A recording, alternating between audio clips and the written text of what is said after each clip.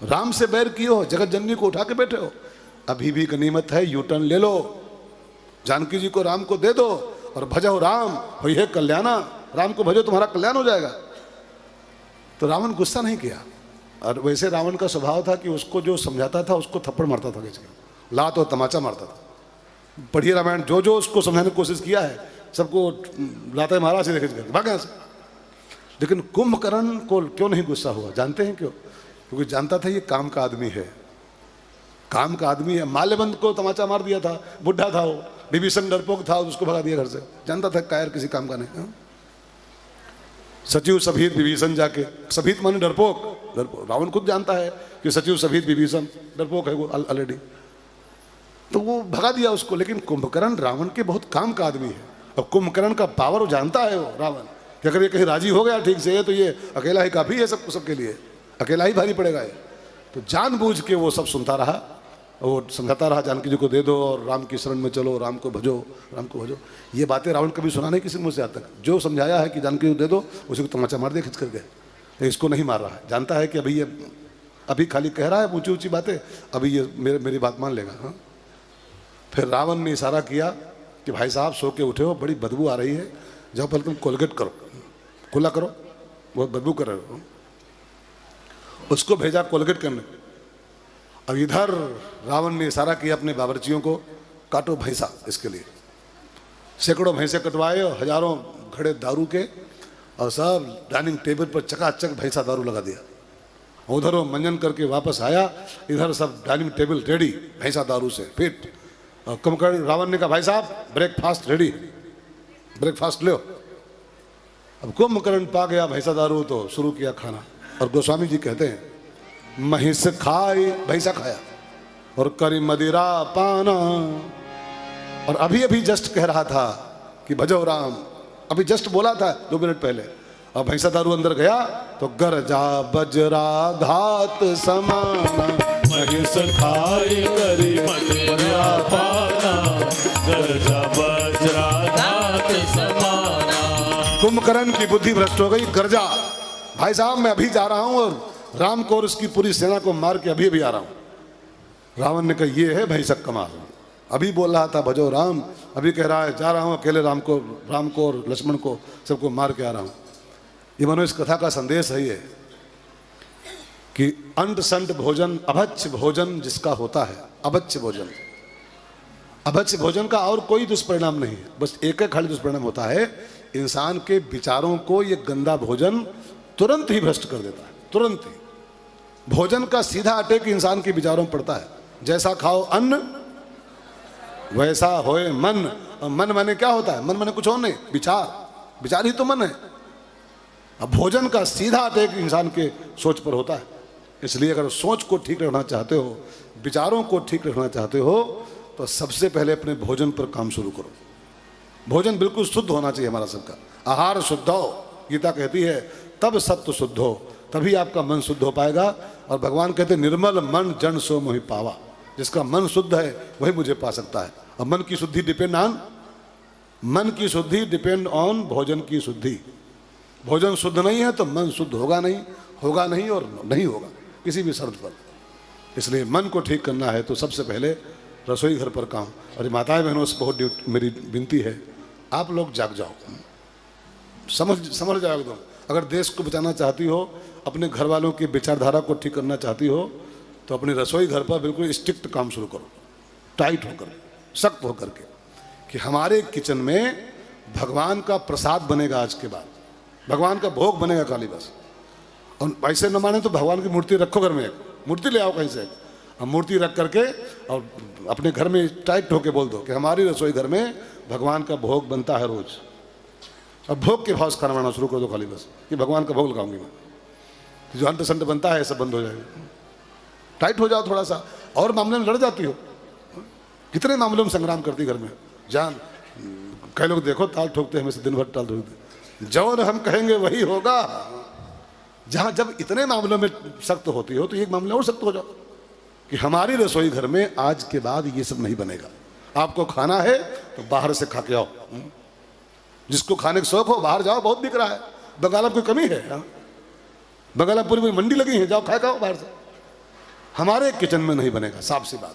हमारे यहाँ भगवान का भोग बनता है, ठाकुर जी नहीं पाएंगे, रसोई घर हमारा गंदा नहीं होना चाहिए, साफ बात। सख्त हो जाओ। नारियां देश की, नारियां देश की जाग जाए अगर, अगर माताएं बहनें जाग जाए ना तो युग स्वयं ही बदलता चला जाएगा। नारियां देश की जाग जाए अगर, युग स्वयं ही बदलता चला जाएगा। नारियां देश की जाग जाए अगर, युग स्वयं ही बदलता चला जाएगा। नारियां देश की जाग जाए अगर, युग स्वयं ही बदलता चला जाएगा। अब कुंभकर्ण के अंदर वो गंदा भोजन गया, भैंसा दारू, बुद्धि भ्रष्ट हो गई। अभी कह रहा था भजो राम, अभी वो जुट गया, कहाँ है राम, लाओ उसको, अभी जा रहा हूं मार के आता हूं।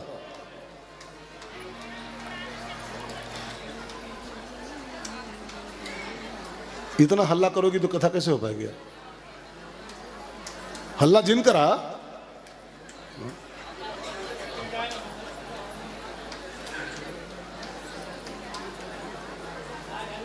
बैठो बैठो, आज हल्ला होए,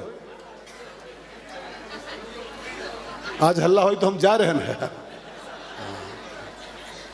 हमें कोई बोले का शौक थोड़ा है, हमें कोई बोलने का शौक नहीं कि हम बोलबे करें। हाँ?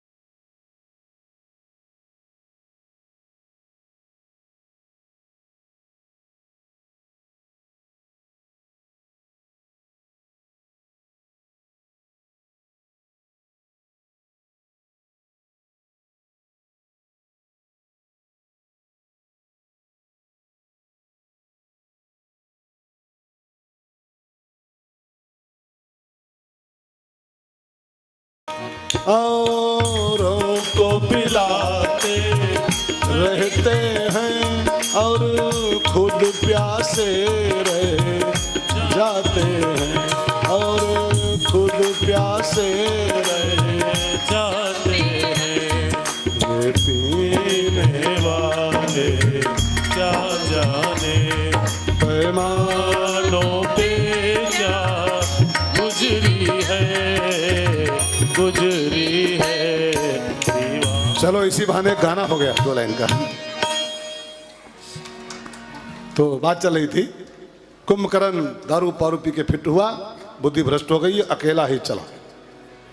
रावण से कहा सेना नहीं जाएगी, आज सेना का स्पेशल हॉलीडे, छुट्टी 21 जुलाई। और फिर तो छुट्टी करके स्पेशल सेना की ओर अकेला ही कुंभकर्ण चला मैदान की ओर। और जब चला तो धरती हिलनी शुरू हुई। कुंभकर्ण बड़ा भारी भरकम था। लिखा है जब चले तो धरती में ऐसे ऐसे कंपन हो, जब दाहिना पांव रखे पूरी धरती ऐसे हो जाए, और जब बायां पांव रखे धरती पूरी ऐसे हो जाए पूरा। तो धरती में डोल हाल शुरू हुआ, भूकंप जैसा माहौल। तो राम ने पूछा विभीषण भैया भूकंप भी आता है लंका में क्या? ये धरती ऐसे ऐसे हो रही है, क्या हो रहा है? भूचाल आ रहा है क्या? तो विभीषण ने कहा ठाकुर जी भूचाल नहीं आ रहा, मेरा भाई आ रहा है, कुंभकर्ण आ रहा है। और जब चलता है तो यही माहौल बनता है। वैसे तो चलते नहीं, सोता रहता अक्सर वो है, लेकिन जब चलता है कभी कभी तो यही माहौल होता है।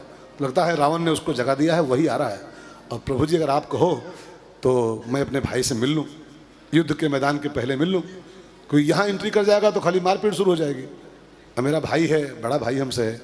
और एक बात और बताऊँ मैं आपको ठाकुर, जब मैं आया था आपके शरण में तो ये सो रहा था, मैं इससे मिल नहीं पाया था। तो हो सकता है रावण ने इसको जगा के मेरे खिलाफ कुछ भड़काया हो, तो मैं अपनी सफाई में कुछ बोल लूँ उससे, जिससे मेरा भाईचारा बना रहे। और एक बार मिल लूँ उसको, प्रणाम, मेरा भाई, बड़ा भाई, प्रणाम कर लूँ उसको। आएगा मरेगा अभी बेचारा हो, आखिरी प्रणाम कर लूँ।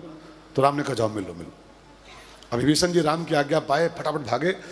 अभी कुंभकर्ण आ रहा है झूमता हुआ, दूर है भी, गए पहले ही उसको मैदान के बाहर मिल लिए। पहुँचे तो कुंभकर्ण ने कहा भाई साहब तुम तो मेरे भाई हो, मैंने रावण के भाई हो, तुम इधर से कैसे आ रहे हो, तुम राम की ओर से आ रहे हो।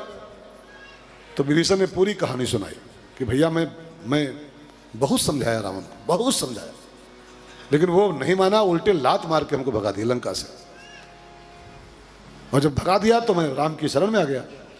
तो विभीषण ने, कुंभकर्ण ने कहा राम ने तुझे कबूल कर लिया, स्वीकार कर लिया। और जो पूछा स्वीकार कर लिया। विभीषण ने कहा भैया स्वीकार नहीं किया, मैं सच बोलूं अपने भाई से अधिक मुझको मानते हैं, लक्ष्मण की बात नहीं मानते, मेरी बात मान लेते हैं, इतना प्यार करते हैं।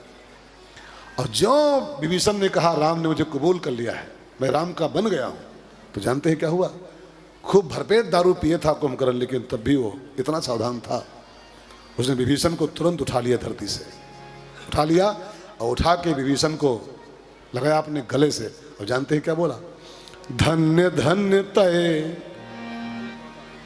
धन्य धन्य तय धन्य विभीषण, धन्य धन्य तय धन्य विभीषण, भयो तात निश्चर कुलभूषण, भयो तात निश्चर कुलभूषण। धन्य धन्य तय धन्य विभीषण, धन्य धन्य तय धन्य विभीषण, भयो तात निश्चर कुलभूषण, भयो तात निश्चर कुलभूषण। विभीषण को लगाया गले से कुंभकर्ण ने और उसको 3 बार ट्रिपल धन्य दिया। धन्य धन्य तय धन्य विभीषण, विभीषण तो धन्य है, तो धन्य है, तो धन्य। अब 3 बार धन्य का है बोला, 3 बार धन्य क्यों? 2 बार बोलता, 1 बार बोलता, 3 बार का है बोला। तो संतों ने इस पर रिसर्च करके पता लगाया कि 3 बार भगवान कुंभकर्ण को विभीषण को धन्यवाद कहा है, धन्य धन्य, 3 बार क्यों कहा? तो इसका कारण जानते हो क्या है? विभीषण ने अपने जीवन में 3 काम बहुत अच्छे किए, 3 काम, और 3 काम जो ये कर ले वो ट्रिपल धन्यवाद का पात्र होता है, ट्रिपल। कौन कौन 3 काम? नंबर 1, पहला काम, जो जाग जाए, जो जागा हुआ हो। विभीषण जागा, तही समय विभीषण जागा, ठीक है। तो जिंदगी में जो जाग गया है, हम लोग कहने को तो आप में से कई लोग कहेंगे कि अरे जानते हो महाराज जी 3 बजे उठ जाते हैं, 3 बजे 4 बजे मजाल है, 4 बजे उठ जाते हैं रोज, जाग वोग नहीं पाते हैं, वे उठ जाते हैं खाली बस, क्योंकि सोए ही रहते हैं। जो जाग जाए वो धन्यवाद का पात्र, धन्य। लेकिन खाली जाग जाए वो काफी नहीं है। राम राम ते ही सुमिरन कीन्हा, जो भगवान का भजन कर रहा है, दूसरा धन्य, ठीक है। और जो राम की शरण में आ जाए वो तीसरा धन्य। तो इसलिए उसको 3 बार धन्य धन्य बोला। धन्य धन्य तय धन्य विभीषण, तू जाग गया, 1 धन्य। तूने राम का भजन करना शुरू कर दिया, 2 धन्य। और तू राम की शरण में आ गया, तुझको राम ने कबूल कर लिया, ट्रिपल धन्यवाद का पात्र है तू। इसलिए बोल रहा है कुंभकर्ण, धन्य धन्य तय धन्य विभीषण, भयो तात निश्चर कुलभूषण। धन्य धन्य तय धन्य विभीषण, भयो तात निश्चर कुलभूषण। भैया एक काम मेरा भी कर दो आप। अब तो बहुत धन्यवाद, भाग्यशाली हो कि राम के बन गए हो। अब जल्दी से राम के पास जाओ वापस। और मेरी एक और आज्ञा है, मैं तेरा बड़ा भाई हूँ, दारू पी हूँ तो क्या हुआ, लेकिन तेरा बड़ा भाई हूँ मैं। मेरी एक आज्ञा और तेरे लिए है, मैं तो आज खत्म हो जाऊंगा अभी लेकिन मेरी एक आज्ञा मान लेना। अब तू जब राम का बन ही गया है तो अंतिम सांस तक अब राम का साथ मत छोड़ना, राम का भजन मत छोड़ना, अंतिम सांस तक। तो विभीषण अपने भाई को प्रणाम किया और कहा जल्दी से जाओ, कह दो राम जी से कि मेरा भाई आ रहा है कुंभकर्ण, और उसको बहुत परेशान न करे। मैंने मुझको बहुत राम जी खिलाए ना, बस मैं पहुंचूं कि चट में पट में मुझको मार दे। हाँ? तो छुट्टी पा जाऊँ झंझट से। हाँ। विभीषण वापस आए और कहा प्रभु जी मेरा भाई आ रहा है, लेकिन बहुत विनती किया है, उसको बहुत परेशान न करिएगा, उसको जल्दी निपटा दीजिएगा। तो भगवान ने कहा हमको जल्दी में समाचार हो गया। हाँ हाँ, आने दो। हाँ आने दो बस, खाली उसको अभी निपटते हैं तुरंत ही।